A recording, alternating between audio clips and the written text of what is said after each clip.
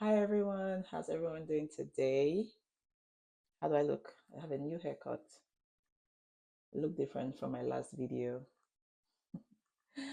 Okay, so today we're going to be talking about something very important. So we're still doing the career series. Maybe next time I'll do something different. But I just wanted to discuss this because it's affecting a lot of us. We're talking about job promotions and salary increases. So I know this is hot topic because there's a few of us who were stuck at jobs where we're not even growing at all. Our salary raises were nothing. It was just maybe inflation salary raise. And in terms of promotions, we're not getting anything at all. And we've been there for a few years. So I'm doing this video just to help folks like ourselves. Well, this was me in the past. Well, God has delivered me. So I'm just doing this video to sort of share ideas, exchange knowledge on things to do or questions to ask yourself, questions or things to consider to know why you're stuck. Like, why am I still stuck in this job for 5 years?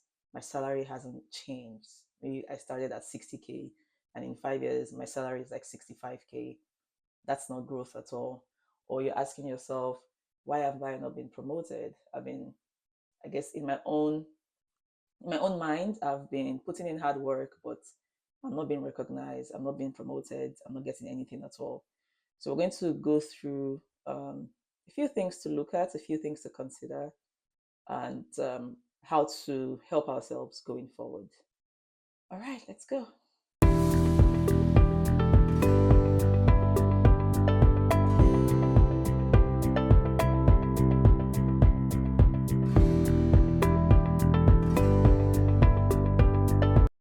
So this video will cover questions for you to ask yourself and for you to answer sincerely, and the things that you need to do to get that growth that you want. Now, the reason why we ask ourselves these questions is so we know our readiness level. We need to know if we should go back to the drawing boards and start getting ready and do the things that we actually need to get that promotion, or if we just go to our managers and just ask directly. But it's very important that we ask these questions and we answer because it lets us know where we are, where we stand. So the first question that you want to ask yourself is, am I in the right industry? Am I in the right career? Am I even in the right role? Because you need to know if you're in the career that you want to be. Are you just working to make ends meet to be able to afford the career switch that you truly want? For some people, they're not able to find a job in their chosen career for certain reasons. So instead of doing nothing, they just start working in places just to make money so they can leave. But this does not mean that you should not grow in title or in salary. Um, for some people, if they don't see themselves long term in a certain career, they don't make any effort to grow in any capacity at all. Their job is just a bigger means to an end. Um, but this should not be so. This should not be so. The fact that you're in a career that you do not want to be does not mean you should not still grow. Does not mean that your salary should not grow significantly, especially if you bring value to the team. So that's the first question to ask yourself. Am I in the right career? Am I in the right industry? Am I in the right role? So if you ask yourself this question and you answered positively to it, meaning you fall into this category, then my advice for you on what to actually do is to make that transition very quick. So don't get too comfortable. Don't be stuck in this position where you don't like the job you're doing. You want to switch, but then you're still there. 3 years, 4 years, 5 years is going, and you've not made that move to the actual career that you want. So make it quick. Like, you literally have to leave right now. If you spent a few years there, just leave. Just leave. Whatever it is that's holding you back, do it. You need to take certifications, courses, you need to go back to school, do it. That way, you're able to enter into that career that you want. You don't want to waste years working in a job where the work experience is not going to matter, right? Of course, there are transferable skills, but you want to ensure that these years of experience that you're collecting at this job is going to matter. But then if it's not going to matter to your next role, then what's the point in wasting time there? An even better advice that I have is that while you're still there, have that growth mentality, right? You're there, you're already working at a job that you don't want to, or an industry that you do not want to be in. But you have to still grow while you're there. So put in that effort that you do not want to put in, that you don't want to go the extra mile because you're like, oh, next year I'm out of this job. But what if you're not out of the job, right? What if you're still stuck there?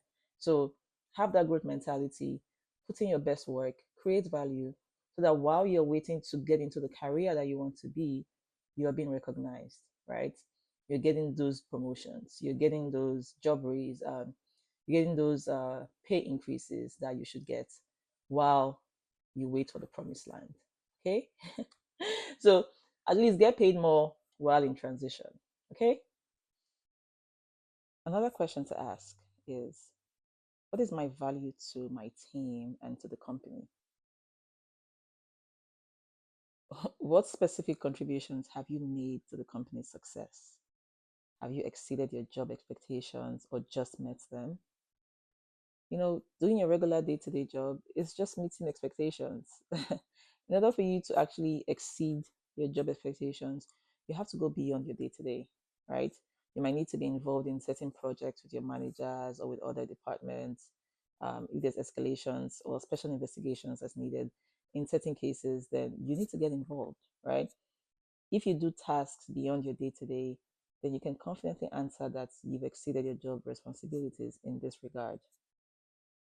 Something else is, can you quantify your achievements, right? Can you confidently say that your value to the team is that you improved a manual process and you made it automated, or that you made the company to save money by performing and exceeding responsibilities, right? Can you confidently say that? Have you taken on responsibilities beyond your current role? Are you offering solutions instead of just bringing problems to your team? Do your peers or your managers see you as a go-to person in that department? And it's okay if there are other people that are go-to people, but are you part of them, right? Ask yourself these questions and then answer it sincerely. Okay, so you've asked yourself and you fall into this category, meaning you're not bringing value. So what you need to do is you need to demonstrate your value with data and results, right? Keep track of your achievements. Laud your achievements. This is not the time to be humble or to be meek. Let your manager also acknowledge these achievements so it's not one-sided, right? Write down your achievements on your weekly check-in to your manager so it's there, right? So it doesn't come as a surprise at the end of the year where you're saying, hey, manager, I achieved these things. The manager is like, when? um, Consistently deliver high quality work, right? Quit being lazy and complacent. Growth doesn't come easy. You have to put in the work, right? Take on more responsibility. Volunteer for challenging projects that showcase your abilities, right? Mentor junior employees. Help to train new hires. Identify gaps in your current team process and propose solutions. So these are the things that you have to start doing. You actually have to bring value. And it's not just, oh, I did my work. That's not enough. You have to bring value that people can testify to.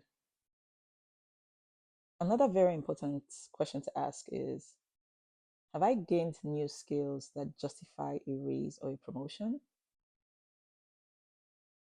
What certifications, training, or projects have you completed?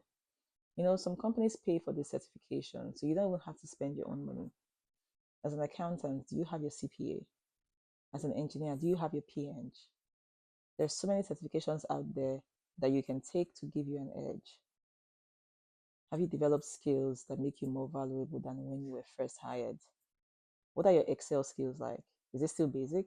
Is it intermediate? Is it professional? Are you able to multitask without making errors? Are you staying ahead of industry trends? Are you bringing fresh ideas to your company? Most companies have adopted AI. How have you used that to improve the work you do today? Have you even completed any of those training sessions on how to use AI? Answer, answer. Are you displaying leadership, problem solving, and strategic thinking skills? Do you even volunteer to cover your manager's work while they're away?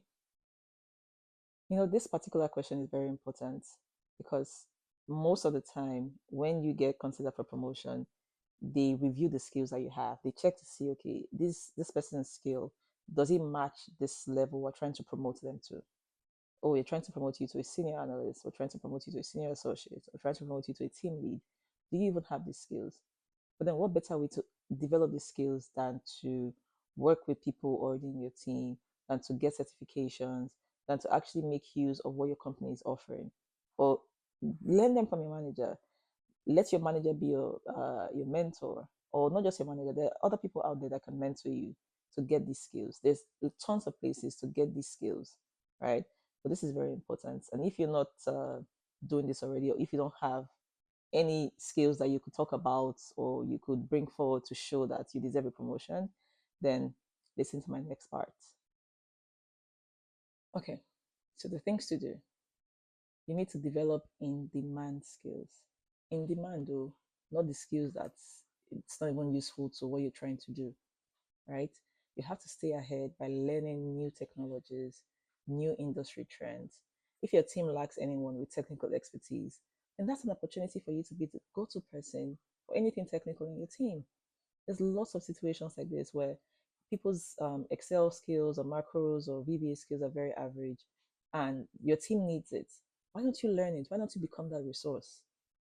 There are tons of free resources online on YouTube that teaches you advanced Excel, VBA, macro, advanced Power BI skills. It's there. And even if it's a paid resource, pay it. In this life, you have to spend money to make money, okay? Take boot camps that teach you the things that other people do not have. You actually have to invest in yourself. When you invest in yourself, it shows, right? You're able to do better work. Your manager is able to recognize it. Your company is able to recognize this because you've gotten that skill and then you're able to use it to help, to provide value. Something else to do is to improve your soft skills. So communication, leadership, problem solving, you name it, right? Communicate clearly and professionally in meetings, in emails, and in reports. Develop leadership skills, even if you're not in management role yet. When the time comes, you'll be the person that they will remember, right? There are lots of examples where someone's manager or someone's director had to quit and they could not, like maybe the team is not able to fill that position externally and they start looking for people internally. Would they look to you if there's an opportunity like that? You have to start getting yourself ready. You don't know, you're not trying to overthrow your manager or anything, but you never know. You never know. And you want to be in the best opportunity, you want to be in the best position for being called to take over. Another question to consider is my manager even aware of my growth plans? You guys, this is not the time to move in silence, right? This is not a, oh, my enemy is after me, I have to make sure my plans are under wrap. Nah. Your manager needs to be aware that this is what you want. How else can they help you to achieve it if they don't know your plans, if they don't know what you truly want, what you truly desire? Hmm?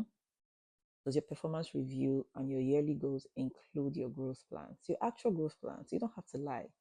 Honestly, I know people can feel like, oh, I don't want to tell my manager what I really want to do, so that way they don't consider me, or they might think I want to leave the company. You can let them know. Let them know that, oh, I have short-term plans and I have long-term plans. And you can let them know that, hey, this is a very long-term plan of mine, even if it's short-term, right? But ultimately, let them know that in this my particular role, I plan to grow. In fact, I want my salary to increase like a lot. What should I do? Tell me what to do. And also, when you complete a major achievement or project, do you include it in your performance review? Again, you need to make it known. Make it known. During your weekly check-ins with your manager, do you ask for feedback on performance? Do you ask, hey manager, am I exceeding your expectation? When you do this, it gives you an idea of where you stand performance-wise, even before the final performance review for the year. Usually that performance review for the year determines if you get a promotion, determines if you get a significant pay raise, or you just get a regular pay raise, or they don't even give you anything if they feel like you're not performing very well. So you need to ensure that While you're doing your weekly check-ins with your manager, you're asking for feedback, you're asking these questions so that it doesn't come as a surprise at the end of the year where you're thinking something else and your manager is thinking something else. All right. So, what to do? You need to build strong relationships and visibility. You need to network with the decision makers and leaders in your company. Okay. The ones that actually make the final say. You need to align with those people. The first level is your manager because the manager will take it to them. But then, not just your manager, you have to go beyond the manager. Engage in company initiatives, attend meetings, attend events, make sure your contributions are noticed, advocate for yourself. This is very important because you actually need people who can speak for you and speak about your contributions positively. You want them to advocate for you. You want your manager to go somewhere and be like, yes, I'm speaking on behalf of this person because they've shown me, they've talked about it, they really want this. You have to become a positive team player. Don't just come into work and then just sign out. I know people that do this and it's just sad. Please change. Change. No one is asking you to do too much, right? But find a way to show yourself one way or the other. This is not just, oh, I just come into work and I'm just leaving. You need to make an impact. You need to attend meetings, attend events. If they're doing something, attend. If I'll be the first person to attend, make sure you talk to one person before you leave that meeting. This is serious, so I don't know if people are taking this serious, but this is actually serious. And these are the things that you have to do. I know personalities can come into play too, but whether you're an introvert, whether you're an extrovert, there are ways to make your personality shine. Like you don't have to, as an introvert, you don't have to become an extrovert in order to do certain things. As an extrovert, you don't have to become an introvert. Maybe that's what your manager likes. There are ways to show your personality and shine through, right? Think about these things. This part is very important because I know a lot of people like me that are not doing this, and you guys are actually shortchanging yourself. Lots of ways to make yourself known through company-wide initiatives, through um, improving your visibility, and by building strong relationships. Another thing to consider is what other companies are offering. Are people in similar roles earning more at other companies? Are you better off moving to another company to get this significant pay bump? Are you even being paid fairly compared to your colleagues? This is actually a problem. It happens a lot. If you're underpaid but you're performing similarly to what your colleagues are doing, then you can use it as a leverage to ask for a pay increase, right? This is why you should talk to your colleagues. Your HR, your managers, they might not encourage this, but you should definitely talk to your colleagues, especially the ones that you trust. This happens a lot in companies where the employees that are in the company are getting paid lower than someone who just joined 2 years after. And you'll be the one to train that person, right? You're training this person is making more, they have less experience than you. So talk to your colleagues. If you find out that this is you, then this might be a reason to bring up this conversation with your manager to be like, hey, I'm performing even better than this person, but this person is earning more than me. What can we do about this? Is there a way to get this increase? What do you want me to do? Right? So, what to do in this case? You have to be patient, but very, very strategic. Promotions and raises, they take time, but you have to be consistent because consistency pays off, right? But you have to regularly evaluate whether your current role aligns with your long-term career goals. This might be the push that you need to switch companies if your goals do not align. And then if the growth in your current company is very slow, then consider expanding your opportunities elsewhere. It will not tie you down in one company. This is actually one of the fastest way to get pay increase, and it's something I would advise people to do. If you have to leave, leave. Look out there, and then sometimes what you can do is just throw your resumes out there. You don't know who will call you for an interview. You don't know how much they even need to offer you. You don't even know if someone is going to even give you a job that's higher than what you currently do. There are different reasons why people job hop, right? You can switch jobs because you're like, I want to get paid more, but still doing the same thing I'm doing. So you're currently an analyst, you're earning 50K, but at a different company, an analyst with your years of experience is earning 65K, right? So you can job hop in that way. For some people, they do it to get a new title. You're an analyst, but you feel like you're ready to become a supervisor or a team lead. Then you can actually switch jobs to get that. Different reasons, but yeah, think about it. It's just if you're checking other companies and other companies are offering better, then my dear, pack your loads and move. So finally, you've reviewed and you've asked yourself these questions. Now you can ask yourself one more question. This is not the least. There's so many things to consider, so many questions to consider. But after you've asked yourself a few questions, you can ask, do I have a strong case to present? Right? Do I really deserve this promotion? Can I confidently explain why I deserve it? Do I have concrete examples of my impact to this company? And are you prepared for a pushback? And are you ready to negotiate professionally? Sometimes these conversations can go south, right? But you have to be ready to be professional. Once you start this, then there's no going back. So just be ready for anything. Okay, so what to do in this case? Have the right timing and approach when asking for a raise. You know, choose the right moment. Maybe after a major success, during your performance review, or when you feel like the company is financially strong, then you can use that moment to ask. And then research salary for your role and industry across the country, across the province, across the city, right? Prepare a case with your achievements and your contributions as backup for if they start asking you what examples you have. And then be confident and professional in your request. This is not the time to act childish or emotional. This is serious issue when it comes to money, when it comes to promotion, when it comes to your growth. It's very serious. So you have to take it very. You have to be very, very professional.